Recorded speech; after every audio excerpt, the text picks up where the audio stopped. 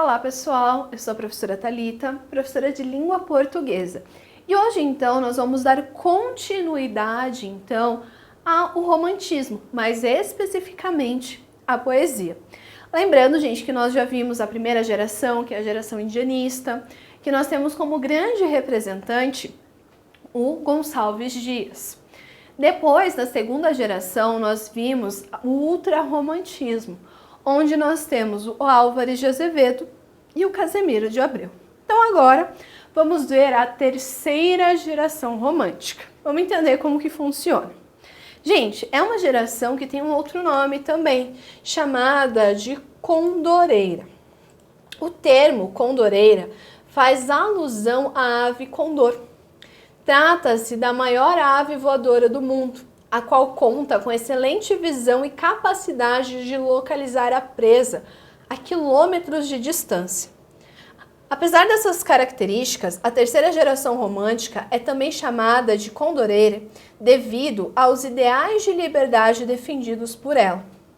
Observa-se nessa geração uma poesia engajada com finalidade prática de protesto contra as injustiças sociais. Então, o que a gente vai perceber aqui? A primeira geração tem esse sentimento, de nação e tudo mais. Segunda, sentimento individual. A terceira tem esse engajamento social. Tanto que esse outro nome, condoreira, faz referência então à ave condor. Uma ave que tem voos muito altos, altos tanto quanto os objetivos dessa geração, que são as injustiças sociais. Quando eu falo injustiças sociais, gente, eu tô falando realmente de modo geral, tá bom? Então, mas a gente sabe que aqui no Brasil, especificamente, eles focaram, na questão da escravidão. Então, o símbolo dessa geração é o condor. Primeiro, então, escritor que nós vamos falar, gente, é o Castro Alves. A obra de Castro Alves pode ser dividida em dois temas básicos: a poesia social e a poesia amorosa. Na poesia social, vemos a projeção do eu, do poeta sobre o mundo, e não mais sobre si mesmo, como acontecia na geração anterior. A voz poética era armada contra as injustiças sociais. O lirismo cedia lugar à opinião. A arte literária servia como arma de denúncia e combate, como instrumento de igualdade, de liberdade e de fraternidade. Gente, então Castro Alves tem dois tipos de poesia: poesia social e a poesia amorosa. Tanto que nessa parte da poesia social, a gente vê como ele se coloca no mundo. E ele não se coloca olhando somente para si, mas sim vendo para o conjunto que é a nossa sociedade. Também, gente, ele não vai dar lugar a esse sentimentalismo, então. Lembrando, gente, que eu até citei aqui que a arte era um instrumento de igualdade, liberdade e fraternidade. Liberdade, igualdade e fraternidade são os ideais da Revolução Francesa, que a gente viu lá atrás, que influenciou todo o nosso romantismo.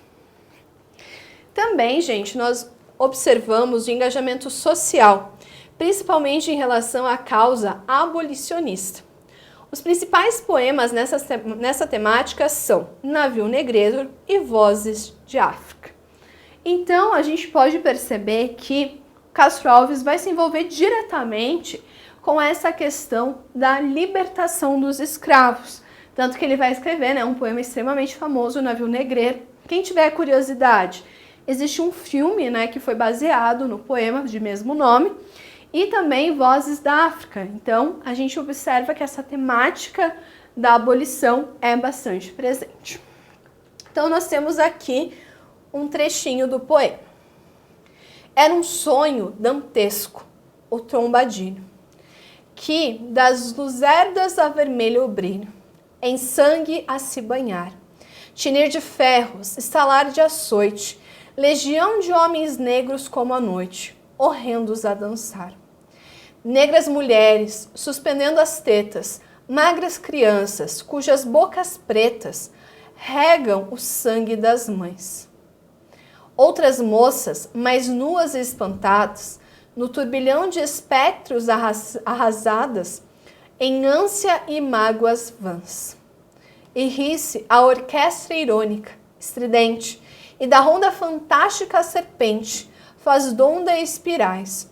Se o velho arqueja, que no chão resvala, ouvem-se gritos, o chicote estala, e voa mais e mais. Senhor Deus dos desgraçados, dizem-me vós, Senhor Deus, se é loucura, se é verdade, tanto horror perante os céus? O mar, por que não apagas, com a esponja de tuas vagas, do teu manto este borrão?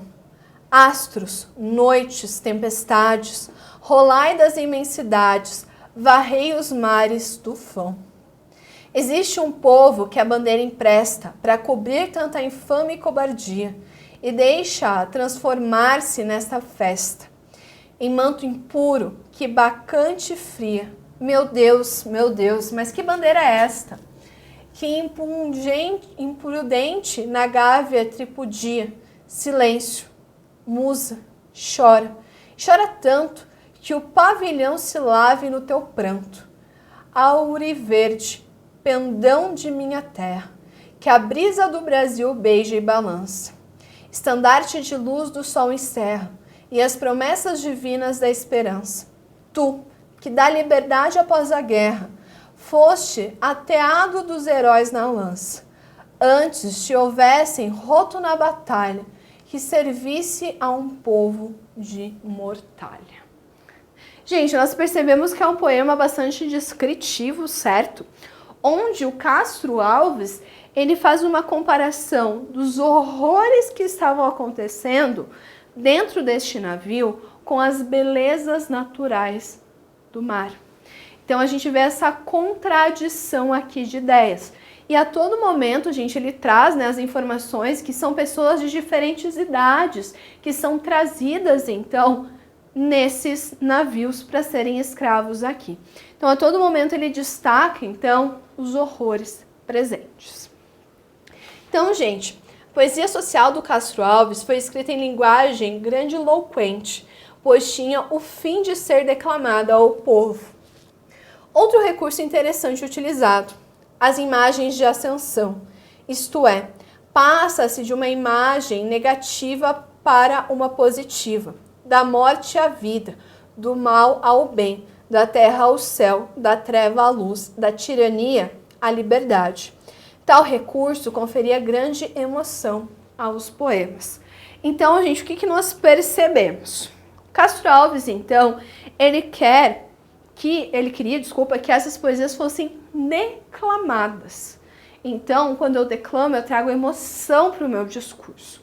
Para não tornar o poema tão pesado, ele faz oposições. Então, ele traz uma coisa muito negativa e depois ele traz algo mais positivo para dar uma quebrada.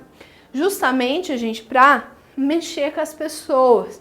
Então, quando eu faço essa alternância de coisas, eu mexo mais com a emoção delas. E, em relação à temática amorosa, Castro Alves é um caso à parte na poesia romântica.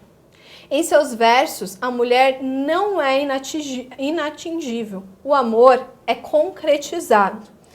Desvela-se por vezes certo erotismo e um caráter donjuanesco, em que a mulher passa a ser simples objeto de desejo amoroso. Então, o que a gente percebe aqui? Nós tínhamos poetas que traziam essa mulher idealizada, delicada e tudo mais. O Castro Alves não. Ele traz a mulher num aspecto mais sensual, até mesmo sexual também. Então a gente percebe que a perspectiva de abordagem do Castro Alves é diferente. Vamos ler então agora um trecho do poema chamado Boa Noite. Boa noite, Maria. Eu vou-me embora. A lua nas janelas bate em cheio. Boa noite, Maria. É tarde, é tarde. Não me apertes assim contra o teu seio. Boa noite. E tu dizes, boa noite. Mas não digas assim por entre beijos. Mas não me digas descobrindo o peito.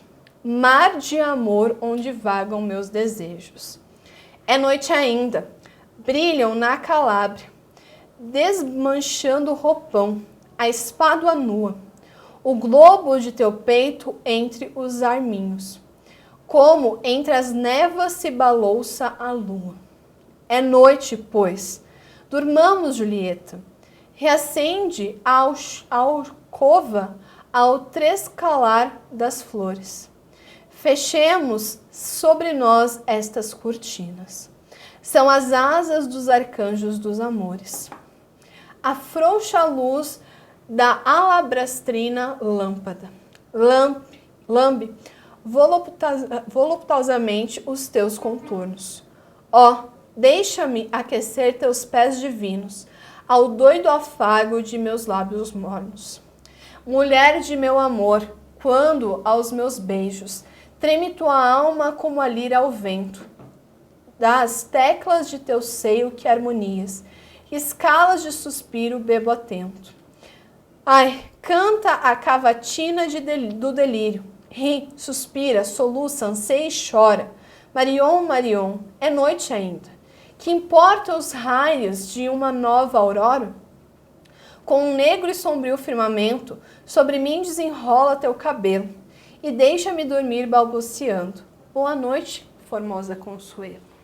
Então a gente percebe o Castro Alves, gente, um poeta onde ele traz nesse poema diferentes mulheres e todas essas mulheres ao qual ele tem algum tipo de relacionamento sexual.